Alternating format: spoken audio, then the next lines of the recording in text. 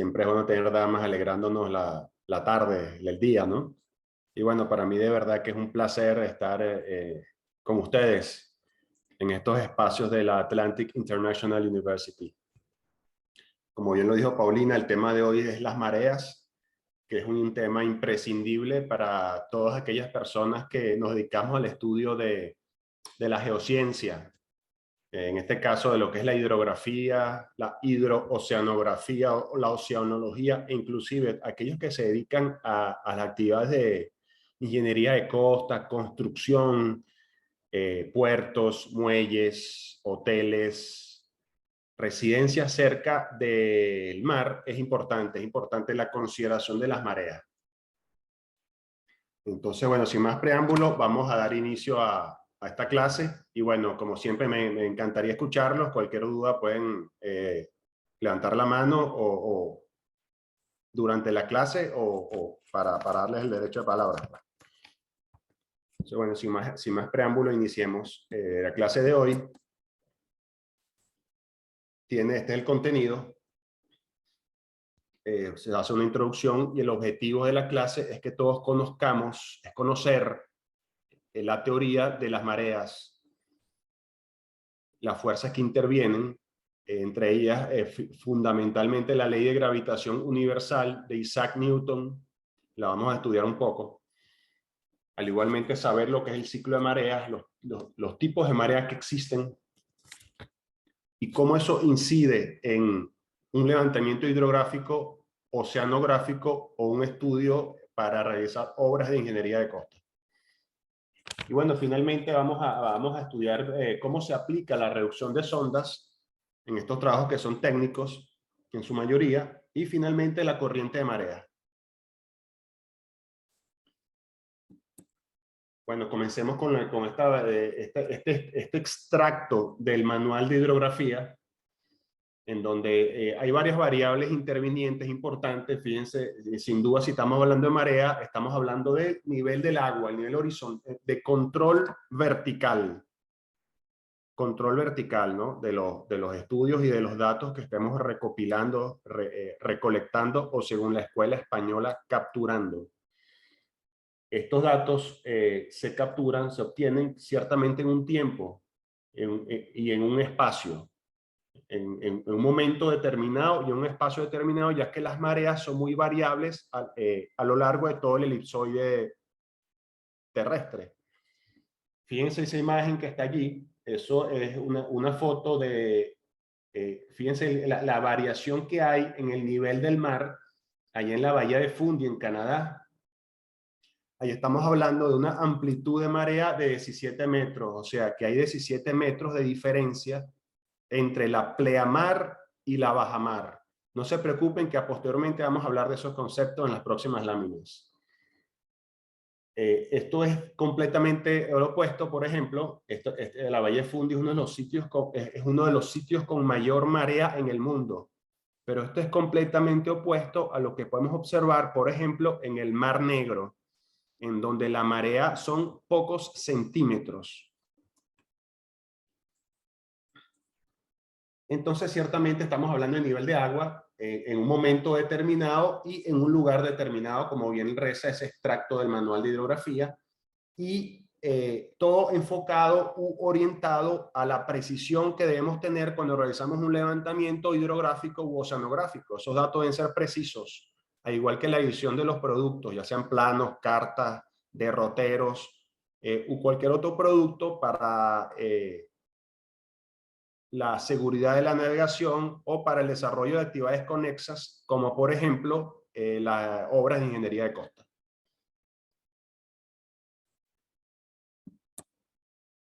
Aquí también vamos a continuar entonces con un concepto de la marea. Aquí tenemos un concepto de la marea que extraído del diccionario hidrográfico Sierra 32 de la Organización Hidrográfica Internacional,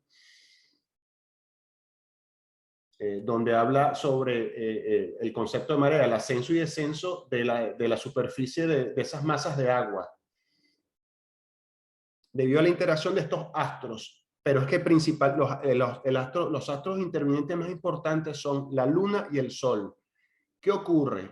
El Sol, aunque es muy masivo, tiene una masa muy alta, se encuentra muy distante. La Luna tiene menos masa, sin embargo, está relativamente muy cercana al planeta Tierra. Estamos hablando de 380.000 kilómetros.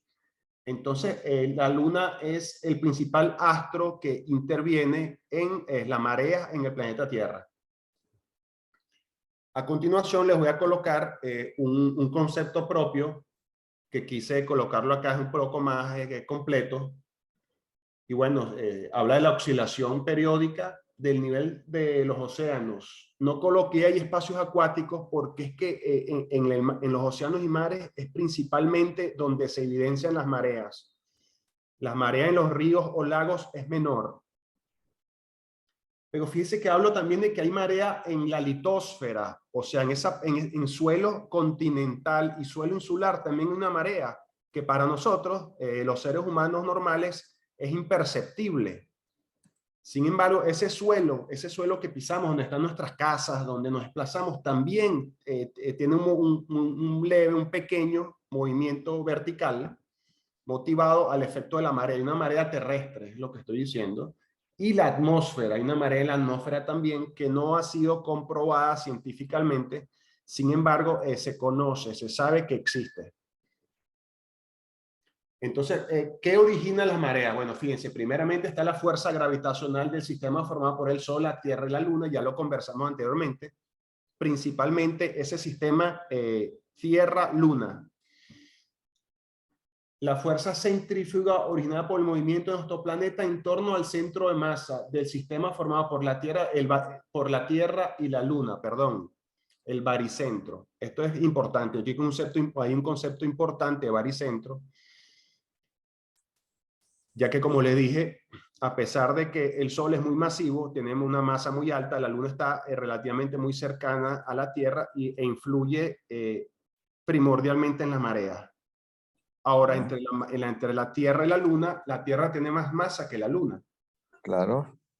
Entonces, el centro de masa de este sistema formado por Tierra y la Luna va a estar dentro del planeta Tierra a 4.760 kilómetros del centro del planeta y a 1.700 kilómetros de la superficie del planeta Tierra.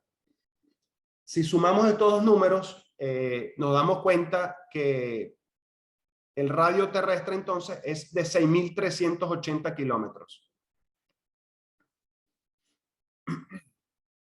Y bueno, y tercero y último están las variables atmosféricas y topográficas. Esto influye en las mareas también. Dentro de esas principales variables atmosféricas tenemos la presión. Una zona de mayor presión en el océano empujará esas masas de agua hacia los continentes. O un mayor viento, como conversamos en una clase anterior, el viento genera oleaje. En una zona, valga la redundancia, generación de oleaje que es conocida como fetch. En esa zona de generación de oleaje, gracias al viento, esas olas, que es un movimiento circular del agua, se generan y se desplazan hacia los continentes, desplazando una cantidad de agua, de masa. Y eso genera una corriente de marea y hace que la marea también suba, o viceversa. Perdón.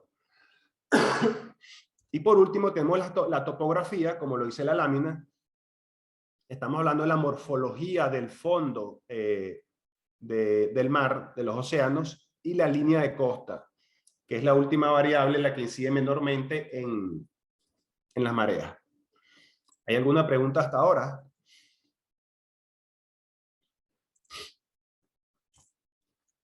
Vamos a continuar entonces.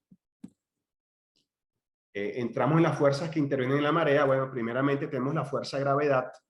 La fuerza de gravedad, como sabemos, actúa en dirección interna hacia el centro de masa del planeta. En este caso, mantiene el agua confinada también en la superficie de la Tierra, aunque hay un poco que se escapa, ¿no? Las nubes, el vapor de agua, todo eso está en la atmósfera. Sin embargo, bueno, siempre precipita gracias a la fuerza de gravedad.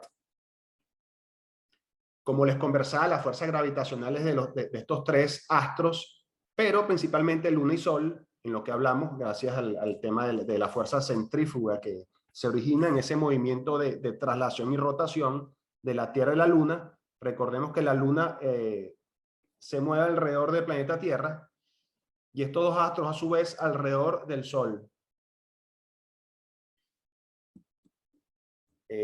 Bueno, esto lo comenté ya, lo que está apareciendo en pantalla, la fuerza centrífuga. Corrección, aquí hago mención en pantalla la fuerza centrífuga producida por el movimiento de rotación del planeta Tierra, que no tiene consecuencias en la teoría de marea. Pero sí, repito, la rotación y la traslación del sistema Tierra-Luna.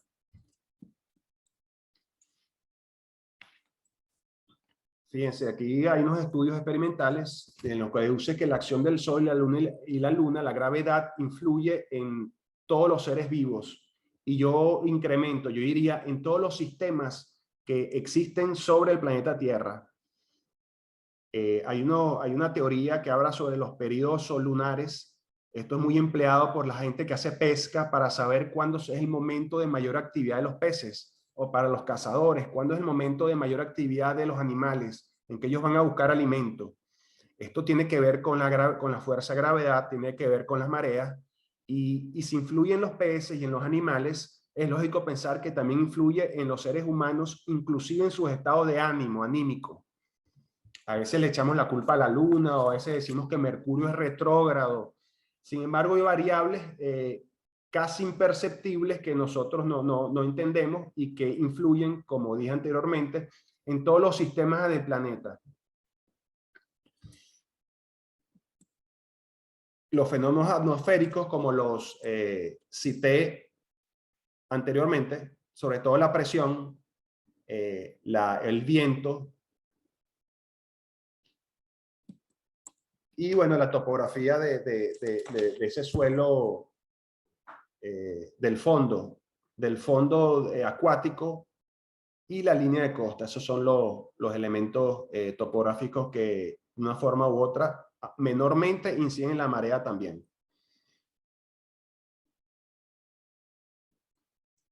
¿Hay alguna pregunta hasta ahora?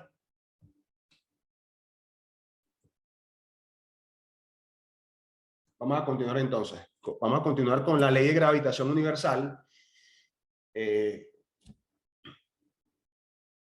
La ley de gravitación universal ha permitido definir fuerzas cuantitativamente.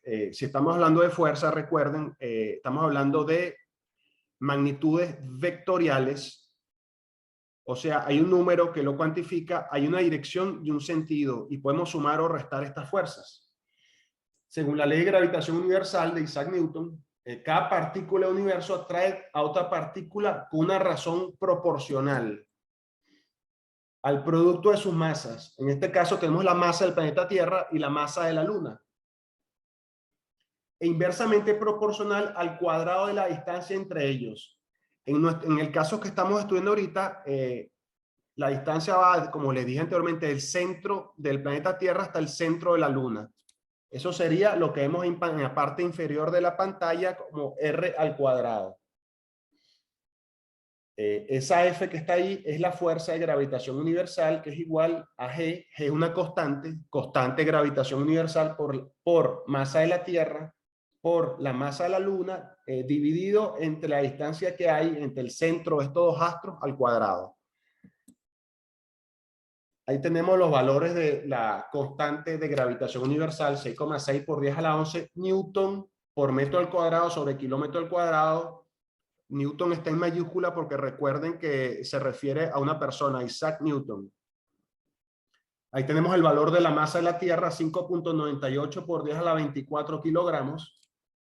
El valor de la masa de la Luna, 7,35 por 10 a la 22 kilogramos. Y la distancia que hay, percibo que me equivoqué por 1000 kilómetros. Es 384.000 kilómetros de la Tierra a la Luna. Yo había dicho 385. Me equivoqué por 1000 kilómetros. Entonces, bueno, conociendo los valores que están en esa fórmula, aunque la fórmula es para uso universal, para dos cuerpos o dos partículas que tengan masa, vamos a aplicarlos en esta ocasión a la Tierra y la Luna, ya que estamos estudiando específicamente las mareas. reemplazamos esos valores en la fórmula. Bueno, y ahí tenemos la aplicación de la fórmula. Una de las primeras cosas que quise hacer es llevar en el denominador kilómetros a metros. Entonces nos da 3.84 por 10 a la 8, ya que un kilómetro son 1000 metros. Posteriormente elevé el denominador al cuadrado. 3.84 al cuadrado me dio 14.44 y 10 a la 8 al cuadrado me dio 10 a la 16 metro por metro, metro al cuadrado. Una vez que tenemos la fórmula desarrollada de esta forma, la resolvemos. El resultado es 20.304 por 10 a la 19 Newton. Fíjense, aquí voy a usar un poco la tecnología, que se me pasó una parte importante, que son kilogramo por kilogramo, kilogramo al cuadrado. Entonces, este kilogramo al cuadrado se me va con este kilogramo al cuadrado, metro al cuadrado se me va con este metro al cuadrado, y me queda, el resultado nos da en Newton. Posteriormente, para simplificarlo un poco, tenemos que el resultado final, ahí lo tenemos, es 2.03 por 10 a la 20 Newton. Como le dije, Newton es una unidad de fuerza y es una magnitud vectorial, o sea, tiene la cantidad que es esta, tiene dirección y tiene sentido, son vectores. ¿Hay alguna duda hasta ahora, por favor?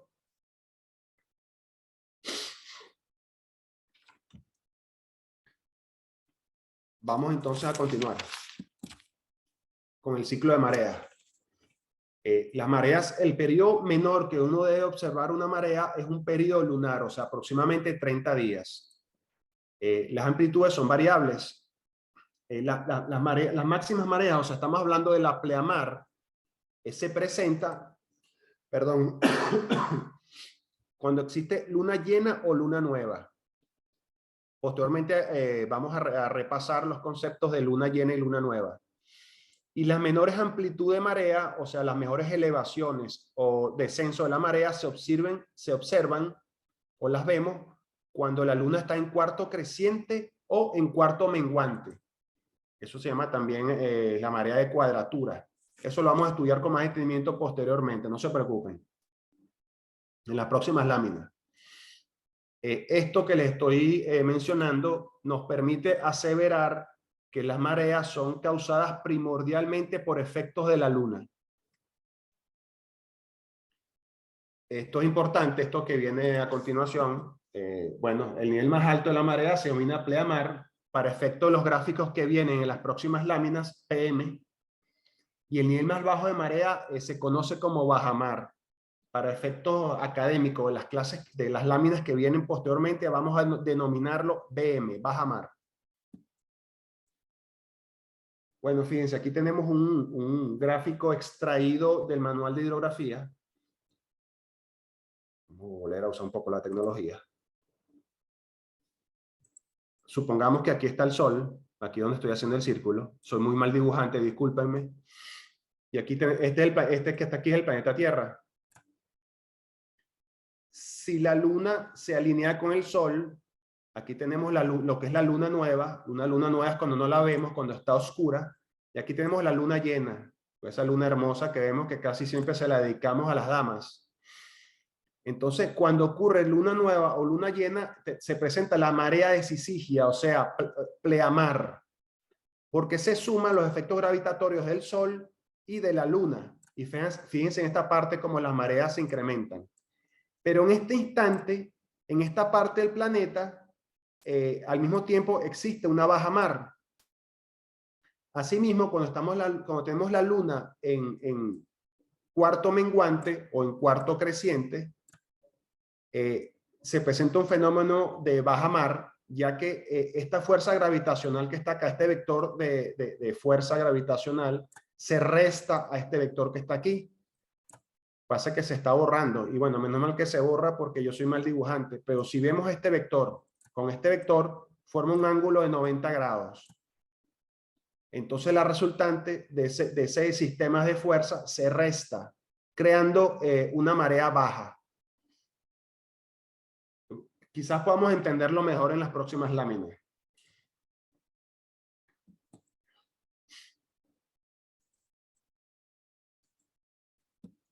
Ok, fíjense, aquí tenemos un ciclo de marea.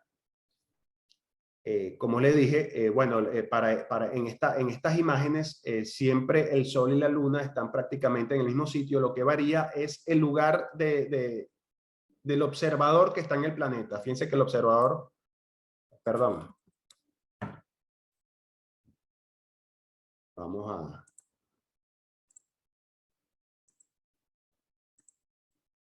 Fíjense que el observador está aquí, en este caso. Entonces, para el gráfico número 1 voy a usar mejor la flecha que me estaba complicando con el lápiz. Voy a usar esta flecha que igual ustedes la pueden ver. Aquí está el observador. La fuerza de la Luna, la fuerza de gravedad de la Luna se le suma a la fuerza del Sol. Aquí hay una alta marea, una pleamar. Fíjense, esto se corresponde, el color tal vez no es el mejor. Aquí dice PM1, aquí está el PM1. Fíjense que es una pleamar en el gráfico cartesiano de dos ejes.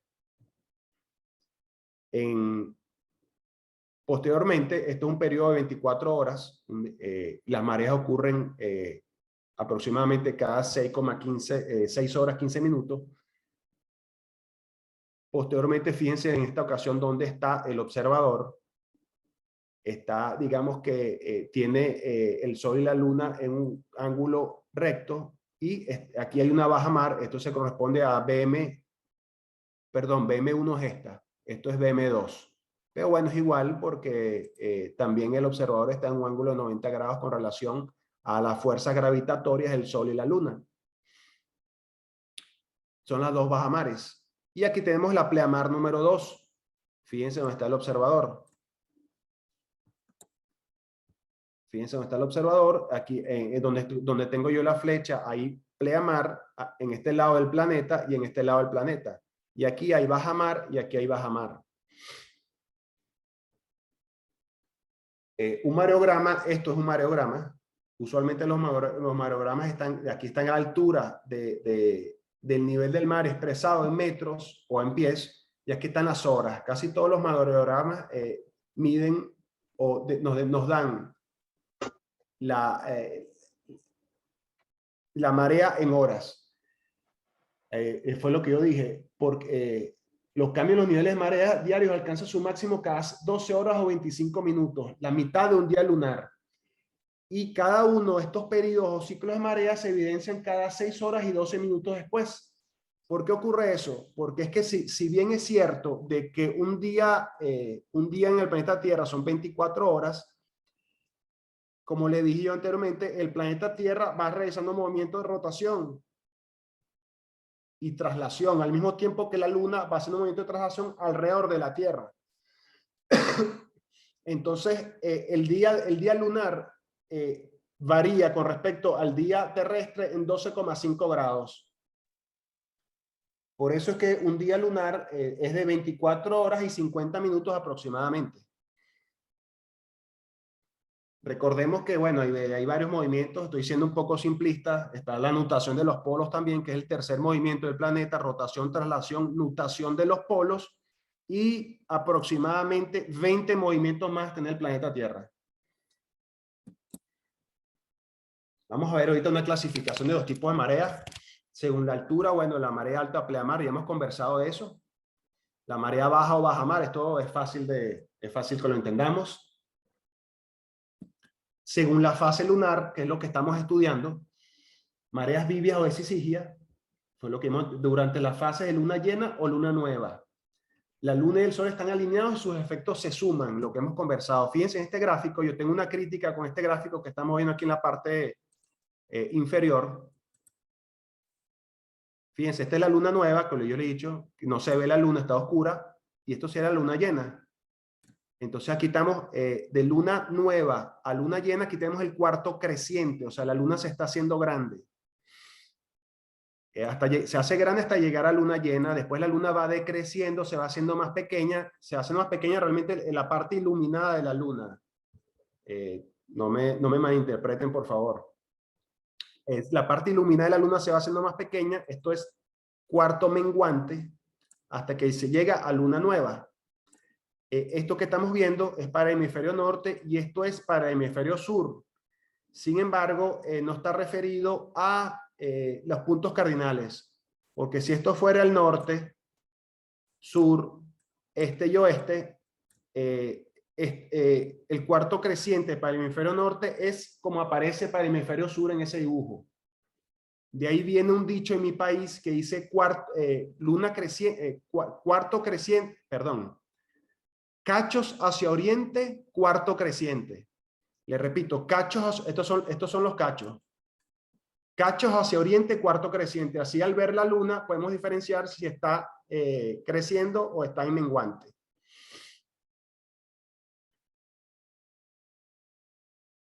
¿Tenemos alguna pregunta hasta ahora?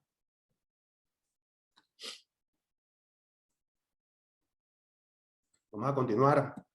Aquí tenemos otros gráficos que quise colocar unos gráficos adicionales para ilustrar las fases de la luna en función y su afectación o cómo influyen en las mareas. Fíjense, aquí sí tenemos el sol, la luna, y fíjense cómo está abultado ese azul celeste.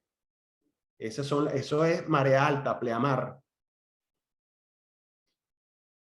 En luna nueva, luna llena. Y eso se llama mareas vivas o mareas de sisigia. Al contrario, cuando la marea está, cuando la luna está en un ángulo de 90 grados, en un ángulo recto con respecto al sol, se evidencian las mareas muertas o las mareas de cuadratura.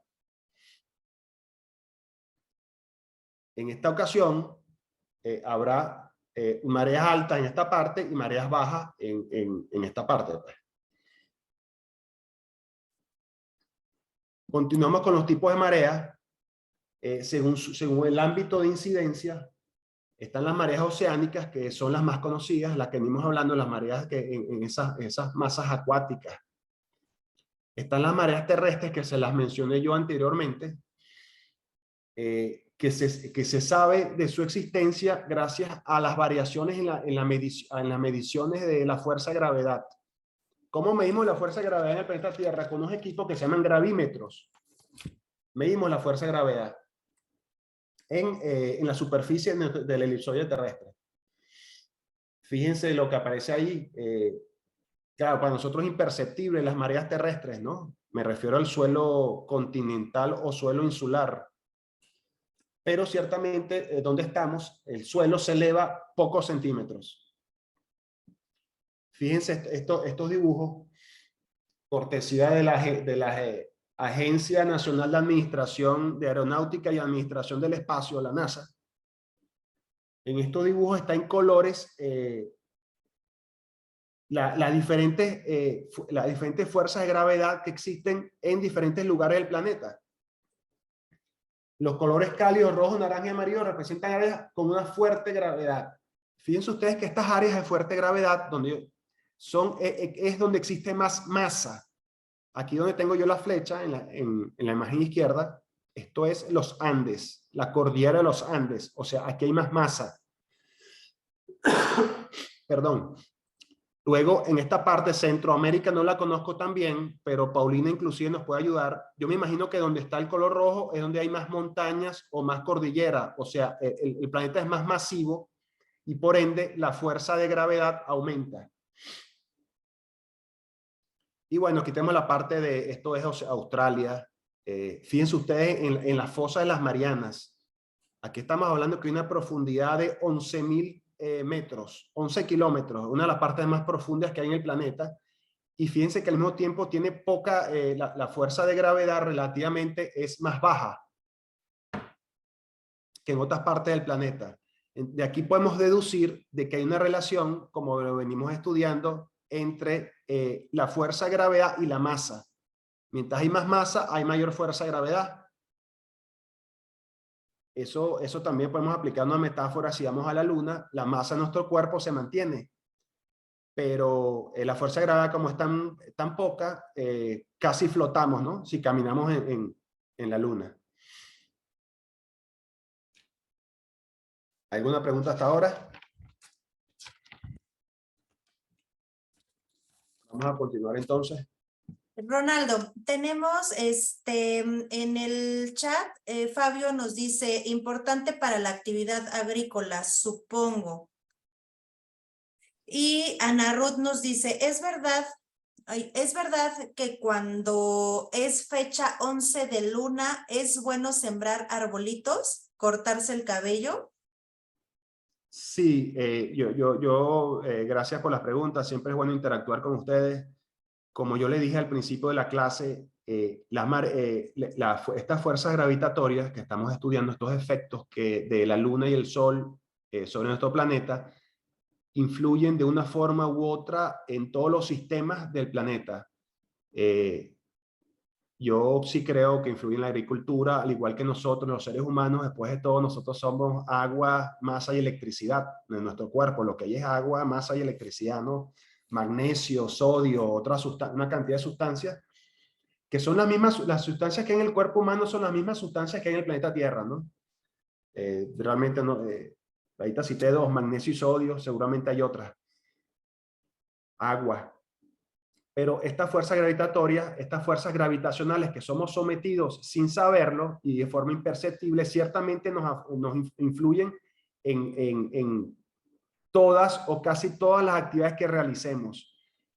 Por ahí comentaban sobre el corte de cabello, y hay muchas cosas que yo creo que están aún pendientes por estudiar o por definirse, ¿no? En esta ocasión, como les mencioné, la fuerza de gravedad, existe la teoría de las teorías solunares. Hay unas tablas solunares, entonces, bueno, fíjense, los pescadores la utilizan para saber cuándo hay mayor actividad de peces y pescar, igual que los cazadores con los animales. Pero vista de una perspectiva no antropocéntrica, el ser humano también es un animal. Entonces es lógico pensar que, como bien mencionaron en las preguntas, las fuerzas gravitacionales también nos afectan. Ojalá pueda satisfacer las preguntas que hicieron, que fueron preguntas aportes realmente. Ojalá la pueda satisfacer. Gracias, Ronaldo. Ana Ruth nos dice, ay, no es cierto, es Edith Manzano. ¿Esto influye? ¿Las mareas han cambiado a través del tiempo o ha influido el calentamiento global? Sí, es correcto. Fíjense, estamos en unos tiempos donde, como le mencioné yo en otras clases, lo único constante es el cambio que se acelera cada vez más. He estado leyendo unos artículos en donde se menciona que gracias a la actividad del ser humano de extracción de agua del subsuelo, el eje del planeta Tierra, el eje de rotación del planeta Tierra está cambiando. Eso está relacionado con la capa de ozono, con los fenómenos del Niño, la Niña, el descongelamiento de los polos. Está subiendo el nivel de los mares en general. Tenemos una atmósfera cada vez más húmeda. Yo no quiero ser profeta del desastre ni decir cosas malas, porque yo creo que esa no debe ser la actitud nunca. Sin embargo, siempre va a ser, se van a evidenciar, creo yo, precipitaciones cada vez más intensas. Perdón. Precipitaciones cada vez más fuertes, las lluvias, inundaciones en algunas partes del planeta y en otras partes sequía. Entonces, bueno, esto tiene que ver con un sistema dinámico, tan dinámico, fíjese que estamos hablando de los movimientos de traslación, rotación del planeta Tierra, la nutación de los polos, pero a su vez hay nuestro satélite natural también está moviéndose alrededor del planeta y nosotros en un sistema solar, o sea, es un sistema dinámico, un sistema en movimiento que siempre va a buscar una homeostasis, un equilibrio. Y bueno, el planeta busca todos estos elementos, todos estos instrumentos para digamos, purificarse, limpiarse, ¿no? En parte del efecto de contaminante del ser humano, en parte. Entonces, yo creo que todos los aportes que han dicho, yo diría que son acertados, son pertinentes y todo está más relacionado a lo que creemos. Paulina, ¿hay alguna otra pregunta? Sí, tenemos a Marco Vinicio que dice, hola, algo sobre la gravedad en menor masa y mayor masa, ¿en qué difiere? Correcto. Bueno, Marco, fíjate, en principio la masa de un cuerpo puede no variar. Sin embargo, la masa del cuerpo no varía, pero varía la posición del cuerpo con relación a otro. Me refiero a lo que estudiamos anteriormente de la fuerza de gravitación universal, esa fórmula. Fíjense que hay dos masas, la masa 1 y la masa 2. Voy a tratar de colocar una metáfora. Si nosotros nos colocamos de pie en la cima del Monte Everest, la masa va a ser igual que si estamos en un desierto, pero nuestro peso va a ser un poco menos en el Monte Everest que si estamos parados en un desierto a la altura al mismo nivel del mar, por decirlo. Nuestra masa sigue siendo la misma, lo que varía es la fuerza hacia la fuerza de gravedad que nos lleva al centro de masa del planeta. ¿Por qué varía esa fuerza? Por la masa de donde estamos nosotros de pie, en este caso el Monte Everest, que es muy masivo, es más masivo que un desierto que está a la misma altura del nivel del mar. ¿Me pude explicar?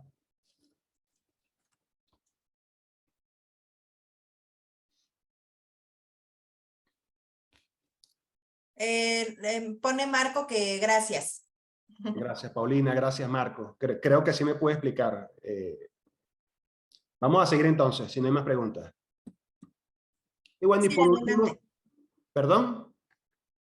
Te decía que sí, era la última aportación, Ronaldo. Disculpa. Gracias, Paulina. Por último, aquí coloqué en la C las mareas atmosféricas, las mareas de lo que es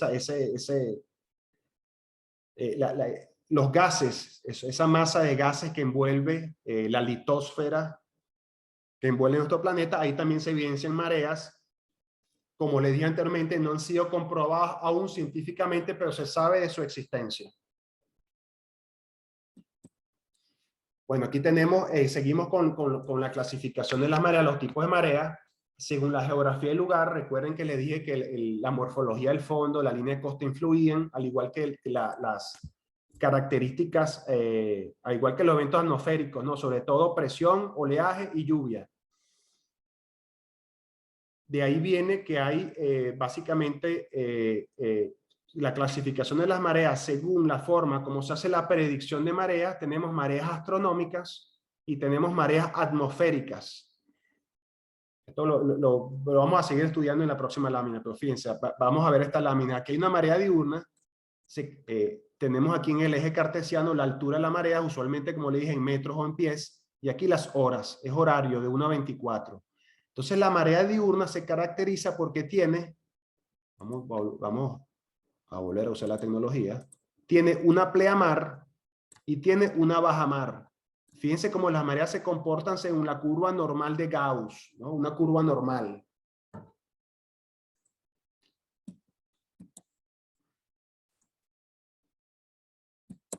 Luego tenemos las mareas semidiurnas, que se caracterizan porque tienen dos pleamares similares y dos bajamares similares. Donde yo vivo hay una marea semidiurna. Luego tenemos la marea semidiurna con desigualdad, que igualmente tiene dos pleamares, pero una es menor que la otra, y dos bajamares, pero una es mayor que la otra, como podemos verlo en el gráfico. Y por último, tenemos la marea mixta. La marea mixta son aquellos lugares, aquellos países, aquellos sitios en el elipsoide terrestre donde se presentan tanto la marea semidiurna como la marea diurna. Se presentan ambas.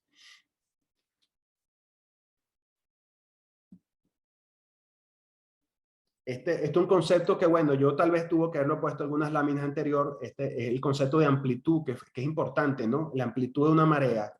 La amplitud de una marea es la diferencia de altura de nivel que hay de la mayor pleamar con la menor bajamar.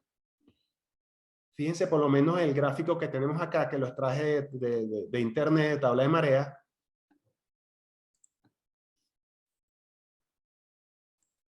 Aquí tenemos una pleamar a las 0,500, a las 5:30 de la mañana, 5:29, una pleamar de 0,3. Aquí está la altura está en metros, y como le dije, es horario. Y aquí tenemos otra pleamar a las 8:45 de la noche, las 20:45.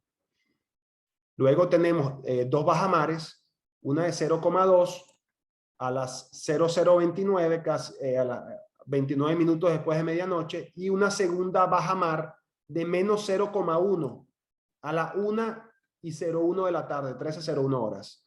Entonces, ¿alguien me puede decir, por favor, cuál es la amplitud de marea en este gráfico?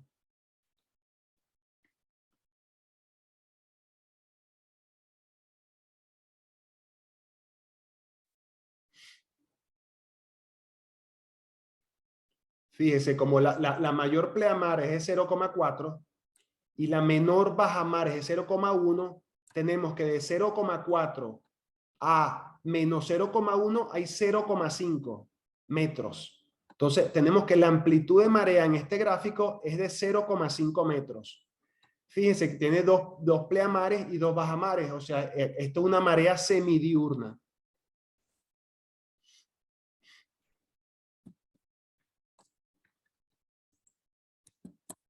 Ok. Bueno, esto ya se los dije, las mareas varían también en función a la morfología, no solo en la costa, sino también del fondo de ese espacio acuático.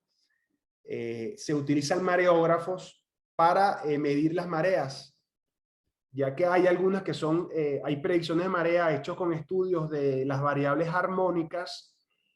Sin embargo, siempre es bueno tener los datos de los mareógrafos para confirmar, corroborar y aplicar esos datos a los datos de batimetría de sondeo que hemos obtenido. Entonces, esos mareógrafos o esas estaciones mareógrafas siempre utilizamos los que están más cercanos a nuestro área de levantamiento. En el caso de un levantamiento hidrográfico, también podemos llevar un mareógrafo portátil. El mareógrafo portátil es como un tubo de plástico aluminio que tiene un sensor de presión con un cable, y ese sensor de presión lo colocamos bajo el nivel del mar, y él va a percibir las variaciones de presión que hay cuando la marea sube y baja, y la va a transformar en un formato posiblemente ASCII, o sea, de texto, en una tabla parecida a Excel, y ahí vamos a tener nosotros las tablas de marea horarias, ¿no? Una tabla de marea in situ. Le estoy hablando de un mareógrafo portátil. Hay otros como el que tenemos en pantalla. Pasa que hay otros como el que tenemos en pantalla. Ok, aquí donde tengo la flecha, véanse, esto es un radar que está apuntando hacia la parte de abajo.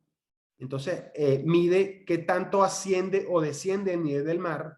Este mareógrafo es un poco más complejo. Fíjense que tiene su panel solar. Seguramente tiene una batería en algún sitio. Aquí tiene su unidad de electrónica con una antena, porque hay otra antena por acá arriba, porque él está enviando los datos en tiempo real por radio modem. Recuerden el formato RCTM104, él está enviando esos datos a una estación que está recogiendo los datos de marea en tiempo real. Hay un tercer tipo de mareógrafo que va dentro de un tubo que es como un flotador en una estación mareográfica, y también fácilmente, o sea, de una forma lógica, arroja los datos de marea, que tanto sube o baja el nivel del mar. Usualmente estas estaciones mareográficas disponen de equipos, dobles, o sea, tienen radar y flotador, o flotador y sensor de presión. Usualmente tienen el flotador y el sensor de presión. Le estoy hablando básicamente de lo que usted está usando, lo utiliza la NOAA.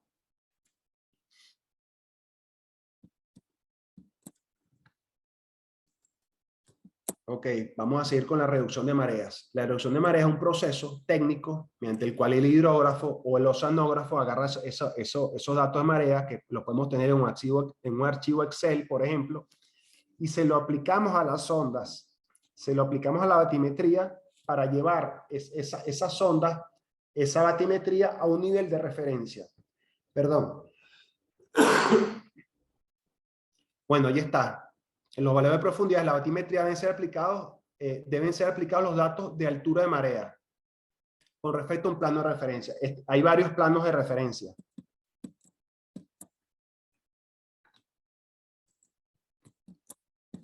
Ok.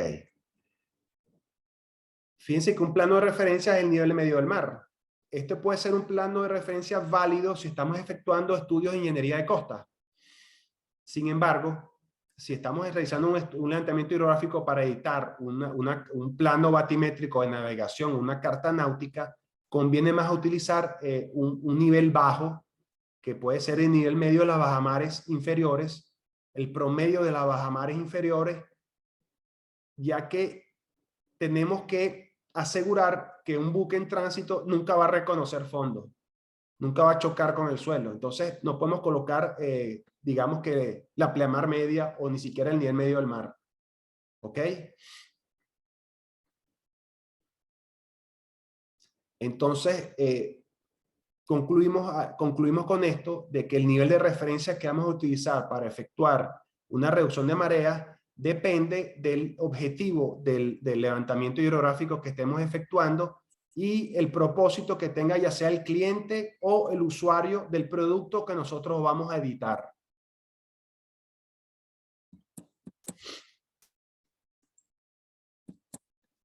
Ok, aquí hay un ejemplo, ¿ves? Ven, aquí está el nivel medio del mar, o sea, esto sería un nivel del mar en un momento cercano a pleamar. Aquí tenemos el nivel medio y aquí tenemos el nivel de reducción a donde llevamos las ondas para asegurarnos que cuando haya menos agua, el barco nunca va a reconocer fondo.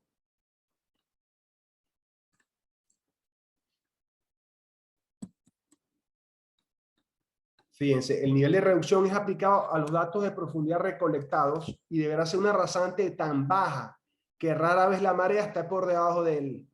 Porque es que si la marea en un momento está por debajo de este nivel de reducción y hay un buque navegando utilizando ese producto, esa carta náutica o ese plano, puede tocar fondo. Y es ahí cuando entonces nosotros como hidrógrafos tenemos un tremendo problema. Porque inclusive nos pueden traer repercusiones de índole legal. Bueno, como les digo aquí en la parte inferior, usualmente se utiliza el nivel de reducción, el promedio de las bajamares inferiores. Sin embargo, esto no es una regla de uso general, dependerá de la ubicación geográfica del levantamiento, la finalidad del mismo, si es para una obra de ingeniería de costa, si es para editar un plano batimétrico, si es para editar una carta. Y ciertamente también va a depender del criterio del hidrógrafo. ¿Alguna pregunta hasta ahora, por favor? Ronaldo, tenemos en el chat a Fabio Vitancourt que nos dice, el crecimiento de las mareas está comiendo la costa reduciéndola.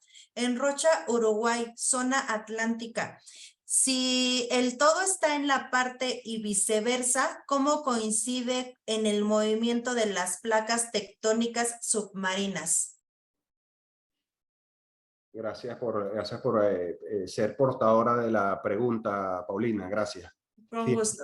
Estoy tratando de responder la pregunta. Voy a tratar de responder la pregunta de la mejor forma. Sin embargo, bueno, cualquier cosa seguimos interactuando. Como le dije anteriormente, actualmente hay un fenómeno, se están descongelando los polos, está aumentando la temperatura. Ya no se habla de sobrecalentamiento global, sino de ebullición global. Tenemos una atmósfera cada vez más húmeda, la precipitación está aumentando y está subiendo el nivel del mar, digamos que casi en todo el planeta. Si se incrementa el nivel del mar, pero adicionalmente hay otros fenómenos que hemos estudiado en clases anteriores, como las corrientes, lo que es la hidrodinámica, y esas corrientes, pues si tú lo sumas, la variable corriente la sumas a la variable aumento del nivel del mar, podemos tener una resultante o una tercera variable, que son todos esos procesos de erosión y socavamiento. Cuando se socava una línea de costa, o se erosiona, motivado no solo el aumento del nivel del mar, sino la hidrodinámica, como vengo diciendo, y todos esos sedimentos van a ser llevados a otros sitios donde se depositan, ¿no? Principalmente por fuerza de la gravedad. Entonces, eso es algo que yo entiendo que está ocurriendo según lo que preguntó el participante. Creo que es Marcos el nombre del participante. Fabio, se llama Fabio. Fabio, gracias, Paulina. Sí, según lo que nos está diciendo Fabio, yo entiendo que eso es algo que puede y está ocurriendo en muchas partes del planeta. Cuando hablamos de movimiento de placas tectónicas, ya estamos hablando de movimientos telúricos. Y un movimiento telúrico en el mar puede ocasionar maremotos, que son unas olas de grandes magnitudes. Recordemos que las olas son un movimiento circular del agua que se desplaza masa de agua en movimiento circular de energía. Entonces, el movimiento de placas, como le dije, puede ocasionar un movimiento telúrico, y ese movimiento telúrico puede ocasionar un maremoto, o puede ocasionar, como bien lo dijo Fabio, un oleaje tal que socave y erosione la costa. Entonces, estamos hablando de una serie de variables, de factores, incidentes, que intervienen simultáneamente y forman como una especie de ecuación, ¿no? En esta situación que Fabio está viendo. Yo no sé si puede satisfacer la pregunta, Fabio, Paulina. Sí, ahorita que nos conteste Fabio, tenemos una siguiente aportación del doctor Jaime Miguel que dice, estamos hablando de mareas igual a mar. ¿Qué ocurre con los lagos? Sí, excelente pregunta. En los ríos, de hecho, en los ríos no se utiliza el término marea, en los ríos se utiliza el término nivel. En los lagos sí se utiliza marea, sin embargo, en los lagos las mareas son menores, se evidencia menos, mucho menos, ya que como les comenté anteriormente, las mareas surgen por efectos de grandes masas de agua en los océanos, que son influidas por la gravedad, la fuerza de gravedad de estos astros de la Luna y el Sol. Adicionalmente a las variaciones, estos son los efectos astronómicos, ¿no? Citando la marea astronómica. Sol, Luna, que inciden con su fuerza de gravedad sobre los océanos, sobre grandes extensiones de océanos que crean lo que vamos a estudiar dentro de pocas láminas, que es esa corriente de mareas. Esa corriente de mareas va hacia la costa y hace que suba el nivel del mar. Pero no son solo esos elementos astronómicos, esos astros. Hay una marea también atmosférica, como se lo cité, que es motivada a la presión. Si hay alta presión en alguna parte del océano, va a coadyuvar a que esa corriente de marea desplace masa de agua hacia la costa y suba la marea. O puede ser al revés, una baja marea. Entonces, digamos que la masa de agua retorna al océano, ¿no? En vez de ir hacia lo que es la línea de costa insular o continental. Además de la presión, está el viento, como les mencioné anteriormente, que el viento genera las olas en una zona de generación de oleaje que se llama Fetch.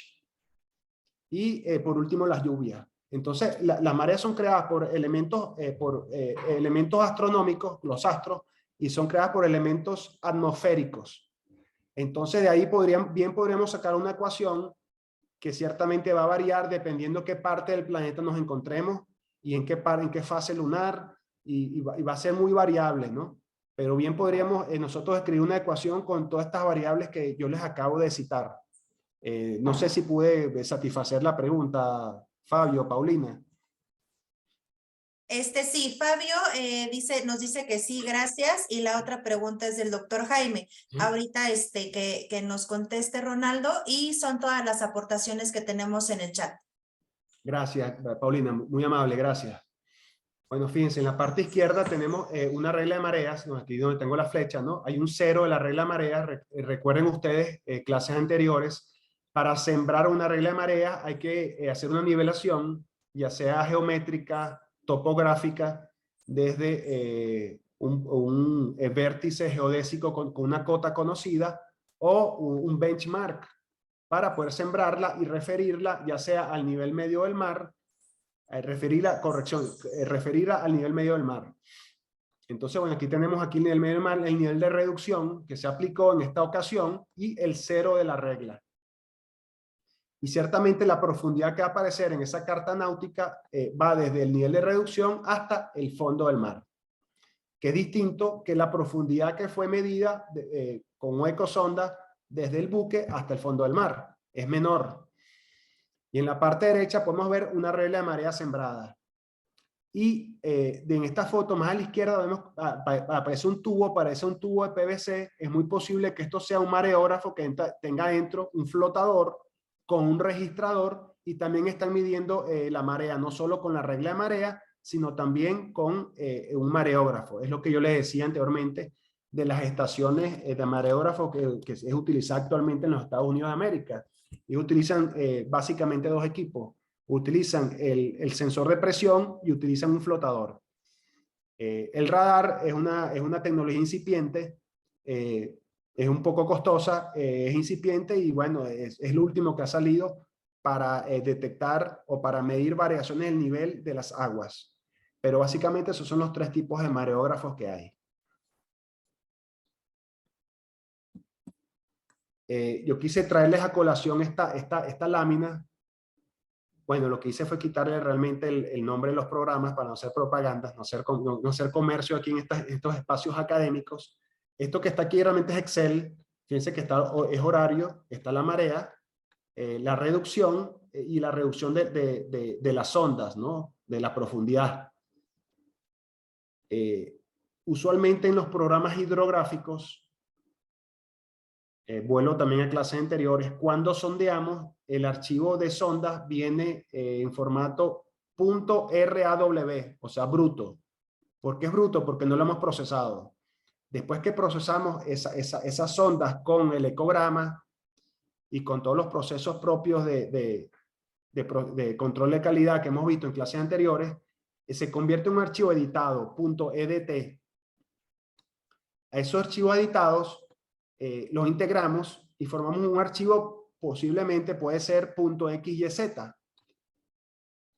En todo caso, hay que aplicar siempre los archivos de marea, que son horarios. Fíjense, tener la extensión .tdx, ¿no?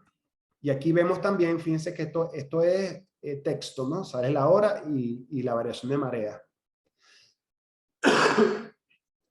Esto es un buen ejercicio, ya que toda vez si agarramos estos datos y los graficamos, puede ser en Excel, vamos a obtener una curva normal de Gauss, una curva normal, y vamos a ver el comportamiento de la marea, si es una marea diurna, si es semidiurna, vamos a poder ver la amplitud de marea. Entonces esto sería un excelente ejercicio. Aquí a la derecha, bueno, estos son, digamos que screenshots de programas hidrográficos en donde se aplica la marea.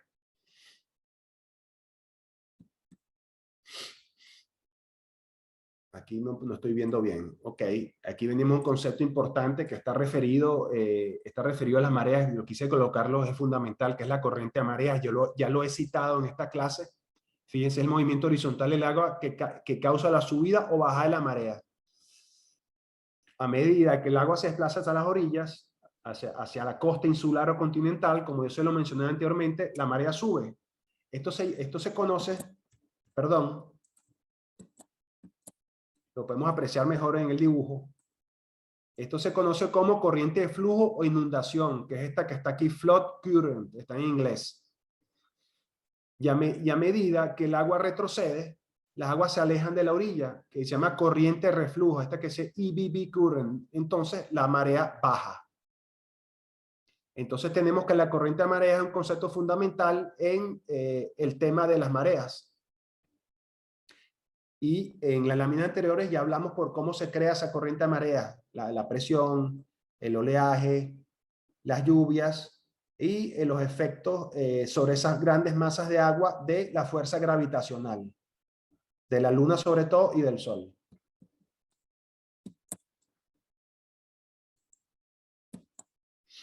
Ok, fíjense, podemos interpretar las mareas como unas ondas de periodo muy largo que se originan en los océanos, porque en los océanos está la mayor masa de agua. Entonces, ahí es donde, digamos, es como donde se siente más, donde se percibe todas esas fuerzas y son desplazadas hacia las líneas de costa, hacia la costa, pues, donde se manifiestan con el ascenso y descenso de la superficie del mar.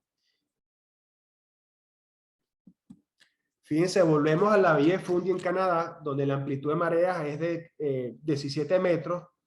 Fíjense cómo están esa gente ahí de pie, y luego comienza a subir la marea y al final hay gente navegando en donde estaba la gente de pie.